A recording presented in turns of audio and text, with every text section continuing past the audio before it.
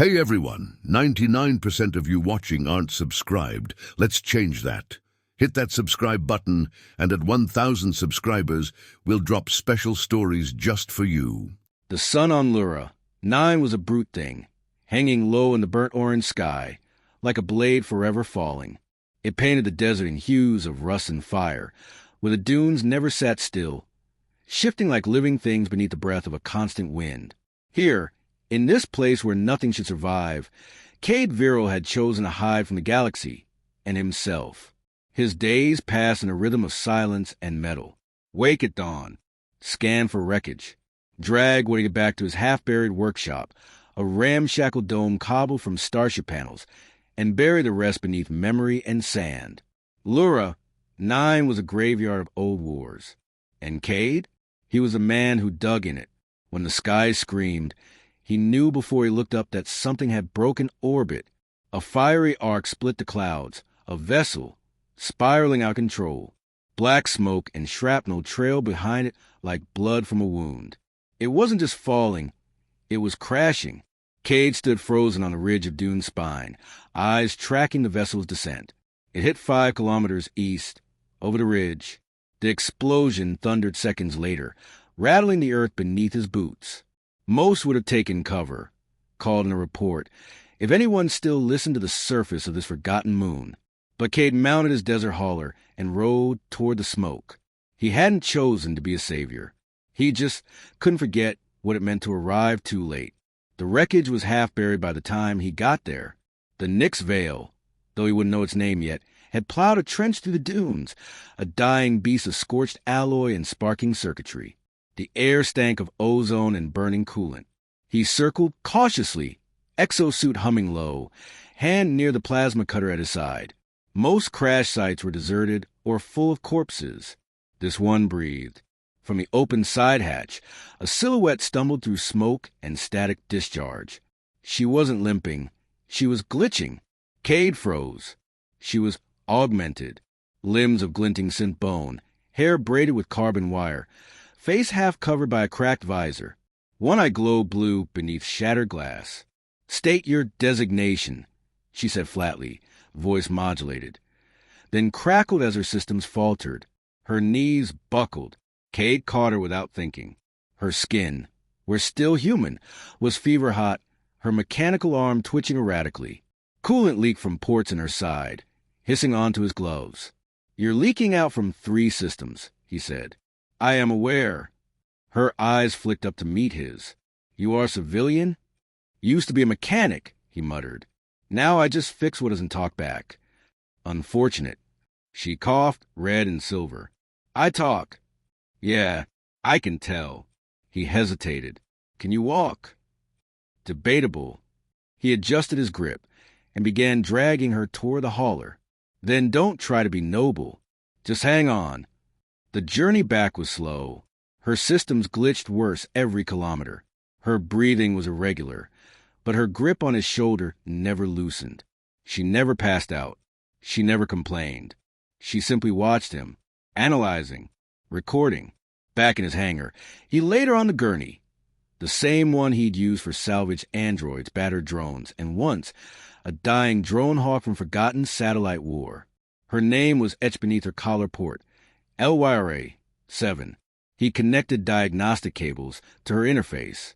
Errors flooded the screen.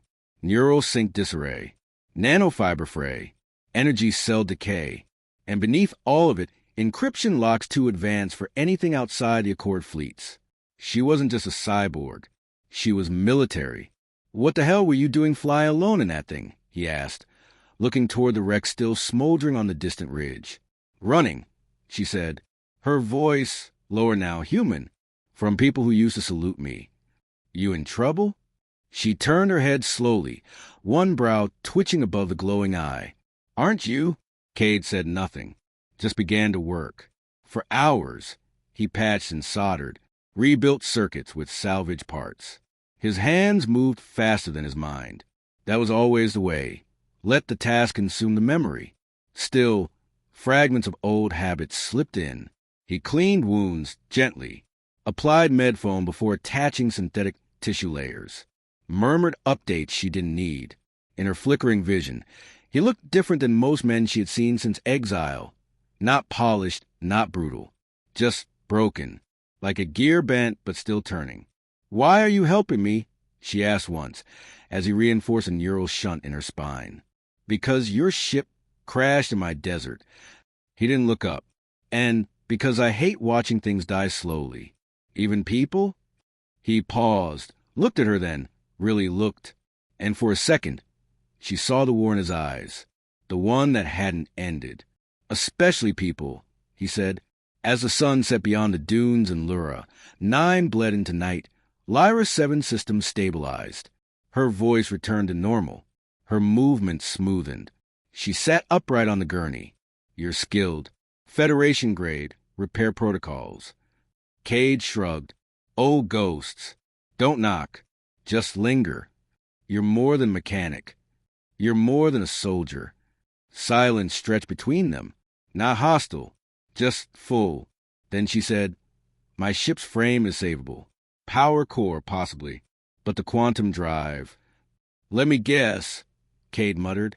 "Fried. Destroyed." He nodded. "Then you're not going anywhere for a while." She gave the faintest smirk. "Neither are you." He frowned. "I live here." "Then you're already trapped." That night, as she slept in the med bay, and Cade sat outside watching the stars burn holes in the sky, he wondered what had really fallen into his life. A ruined ship, yes. But maybe something else. Something that spoke. Something that understood. The mornings on Lura, 9 were quieter than death. No birds, no insects. Just a whistle of wind sliding across the sand like a whispered secret. The kind of quiet that pressed in on a man's bones and made him remember. Cade Vero preferred it that way. Until now. Lyra, 7, was awake by dawn, sitting cross-legged on a supply crate in his hangar, inspecting a fractured servo from her own shoulder. Her movements were efficient, unhurried. But behind them was tension, not the kind bred from pain, but discipline, like a soldier in hostile territory, who never fully relaxed. She didn't ask for help. She simply started working. By noon, the hangar was filled with the buzz of plasma welders and the scent of ion-burned alloy. They spoke little, but the silence had changed. It wasn't loneliness anymore. It was a blueprint, slowly taking shape. The Nyx Vale sat half-crushed in the canyon basin, a mile from hangar. Cade walked Lyra there every morning and brought her back every night, the same way you'd ferry a weapon to a forge. Together, they stripped out the damaged shielding, dismantled the warp stabilizers, salvaged what could be saved. Lyra's hands were faster than his when it came to delicate components, but Cade had the intuition of old machines. He felt when a part would fail. He heard things most didn't. "You rely too much on instinct," she said once, not unkindly, examining his methodical but unorthodox rewiring of a power array. "And you rely too much on protocols," he replied, handing her a micro-welder. "Which one of us crashed again?" She almost smiled. Almost. One night, Cade found her standing in front of his old transmitter console, staring at the dark screen. "You trying to send a signal?" he asked, voice low. She didn't turn around. "Just checking if I still exist." Cade leaned against the frame. "They'd be looking for your ship's signature. It's been ghosted, but that doesn't mean they've stopped." "You have enemies?" "I have former allies," she said, "who decided I became a liability the day I chose not to commit genocide." Cade's brows knit. "You refuse a command?" Lyra turned. Her eye gleamed softly in the dark. "A fleet was ordered to burn Vexen Prime. I was part of the command net. Civilians, unarmed colonies. The justification was preemptive, strategic control. I refused, disconnected from the command core, fired a virus into the targeting grid, and flew my ship into the upper atmosphere to jam the strike beacon." Cade blinked slowly. "What happened?" "They did it anyway," she said, then branded me a traitor. Silence. Cade didn't ask more. He didn't need to. He just walked over, switched on the transmitter console, and rewired a frequency to a local loop only.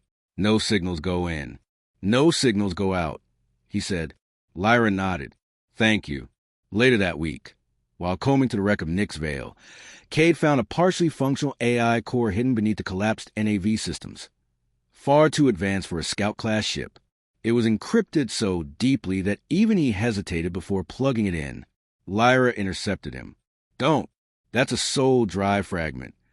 Cade froze. "You're kidding." "I wouldn't joke about tech that binds synthetic cognition to a neural echo. It's outlawed in every system."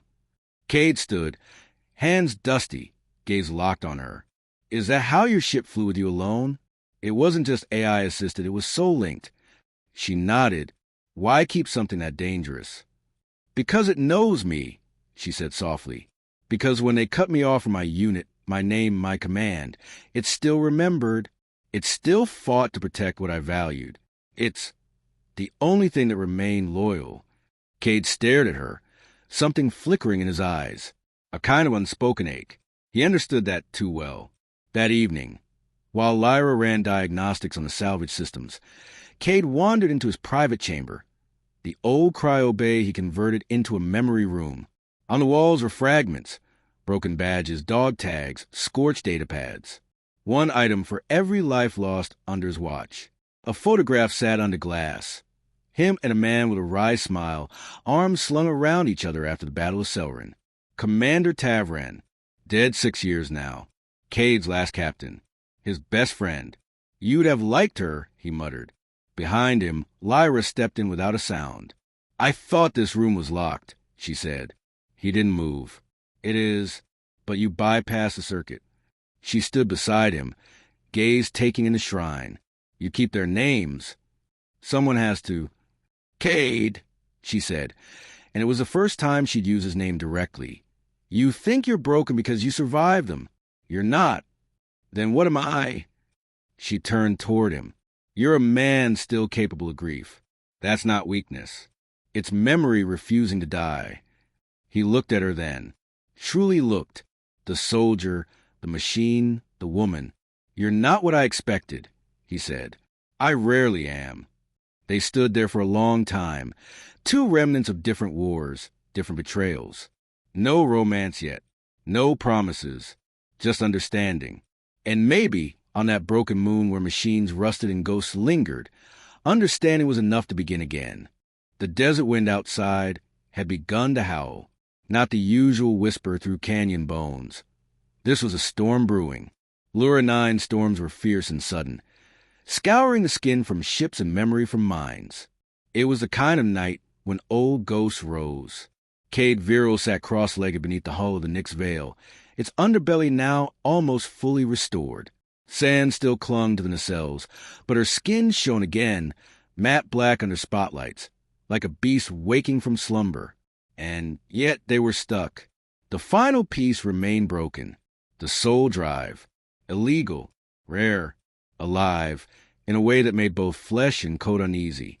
It had once connected directly to Lyra 7's neural patterns, letting her think commands into existence, navigate beyond light and time, fight with machine precision and human instinct.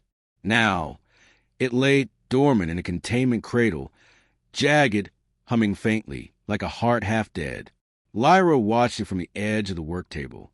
She didn't approach. She didn't need to. Her entire posture betrayed tension, not fear, but reverence. "I built it myself," she said finally, "for years ago, in the deep labs under Narthex Station. Off the record, the Neural Accord wouldn't sanction this tech. But I needed something that couldn't betray me." Cade adjusted a coil feeder and kept his voice low. "You fuse your mind into a quantum navigation matrix. You made yourself part ship. I made the ship part me." Her fingers flexed at her sides. "And I swore never to connect it to another living mind." He looked at her then, eyes haunted but curious. "Then why the hell am I here?" She hesitated.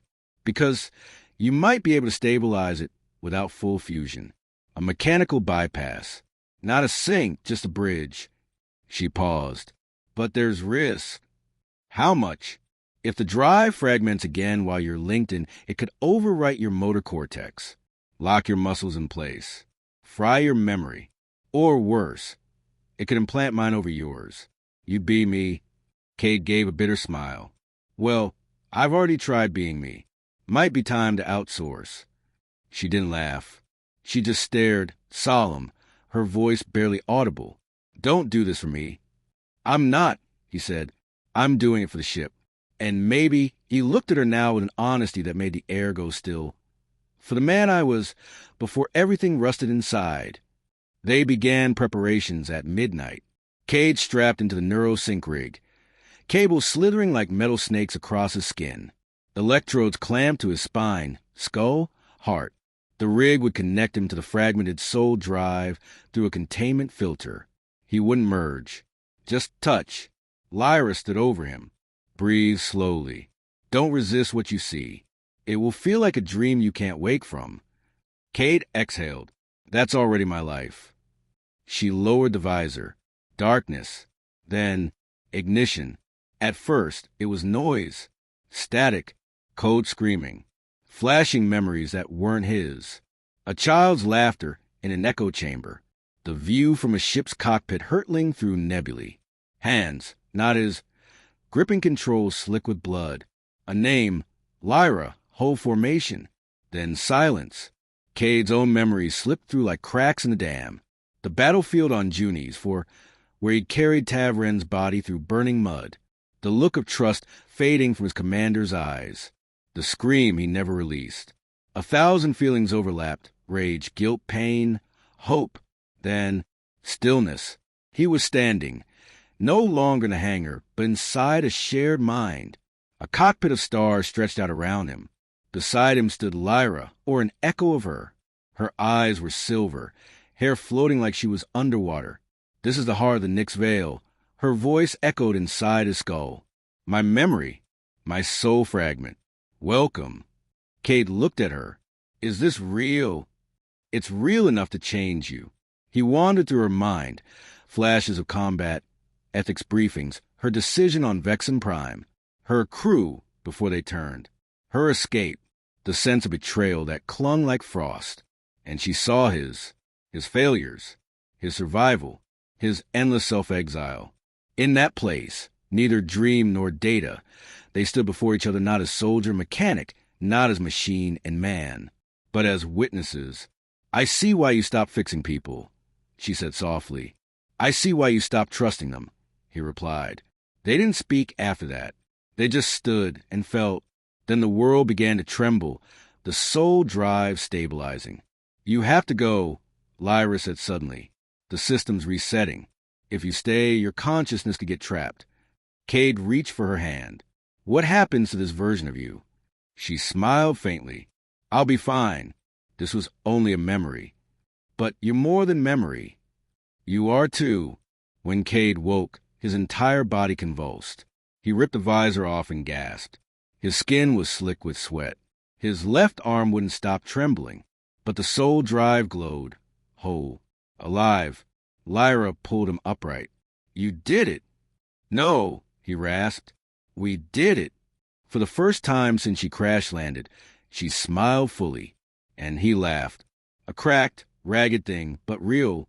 In the silence that followed, the Nyx Veil hummed to life, its systems rebooting, its voice, her voice, greeting them softly. Welcome home. The Nyx Veil stood in the canyon cradle beneath the stars, humming with reborn life. Once broken and lifeless, her hull now gleamed in the silver glow of Lura 9's twin moons. Her engines pulsed like a slumbering heart. Systems synchronized, hull integrity restored. And the soul drive, once fragmented, now thrummed in harmony with Lyra's breath, with her thoughts. But it was not the ship that had changed the most. It was them. Lyra watched Cade from atop the loading ramp, helmet cradled under one arm. She wore a new flight suit, sleek and polished but unadorned. No rank, no sigil, no allegiance. She no longer belonged to any fleet, any faction. Only herself. Cade stood below her, arms crossed, grease still smudged on his hands despite his best effort to clean them. The wind tousled his hair. His eyes were distant, staring not at the ship but at her. You really fixed her, she said softly. He didn't look away. No, we did. Still, she added, stepping down the ramp to stand beside him, I've never seen her fly this clean. You should have seen me 20 years ago, he muttered. Could have turned a shuttle into a Star Destroyer with a fork and a wrench. Lyra smiled, but it didn't quite reach her eyes. Silence fell, thick, heavy, inevitable. It had to happen eventually. You're leaving? Cade said. She nodded. The Accord won't stop hunting me. The soul drive is traceable no matter how deep I ghost it. If I stay here, I put you in their sights. Maybe I don't mind. You should. He inhaled, exhaled, looked away. You could come with me, she said, the word sudden but not impulsive. Her voice held no desperation, only a quiet invitation. I could use a co-pilot and a mechanic, someone who knows how to keep a soul drive balanced and a soul intact. Cade looked up at the stars. He had buried himself on this forgotten moon for 6 years, built a mausoleum out of memories and dust, survived, but never lived. And now, here was a woman who had risked everything for her principles, whose mind held galaxies, whose spirit had withstood betrayal and fire, offering not salvation, but motion. He stepped closer. You're asking me to leave all this? He said, voice low. Lyra glanced at the canyon, the rusted parts, the ancient silence. Yes, she said, I am. He reached into his coat, pulled something out, a tarnished dog tag. He looked at it for a moment, then quietly let it fall to the ground. I already did. They boarded the Nyx Veil together. Cade moved through the ship like a man coming home. His fingers brushed the fresh circuits, the clean conduits, the drive core he'd helped resurrect. Every step forward felt like stepping out his grave. In the cockpit, Lyra settled into the pilot's seat. Cade slid into the co-chair beside her. The interface lit up, waiting. The soul drive pulsed once, acknowledging them both. Then, unexpectedly, a soft voice echoed in the cabin. Synchronization achieved. Neural bridge accepted. Dual authority registered. Lyra, 7. Cade Viral. Welcome aboard. Lyra turned to him, stunned. The drive, it bonded to you? He blinked. I thought we disabled the sync pathway. We did. They stared at each other. Cade's lips curved into a slow, uncertain grin. Well, guess it likes me. She shook her head, smiling despite herself. Guess it knows how to pick survivors. Outside, the storm began to rise, winds whipping across the canyon like a farewell drum. Inside the ship, the thrusters roared. Dust flew, old ghosts scattered. And the Nyx Veil, no longer grounded by failure or fear, rose into the sky. They broke Opmo at sunrise. Below them, Lura, 9 shrank to a crack marble. A graveyard, yes, but also the place where something began. As the stars stretched ahead, Lyra angled the ship into open space. Where to? Cade asked. She smirked. Anywhere but back. No coordinates? Freedom doesn't come with coordinates. Cade leaned back, exhaled. He felt his scars. They didn't burn. Not anymore. He reached forward and toggled the nav. Then let's write new ones. Together, they punched into quantum. The ship leapt forward. And behind them, the silence of the desert gave way to the music of stars.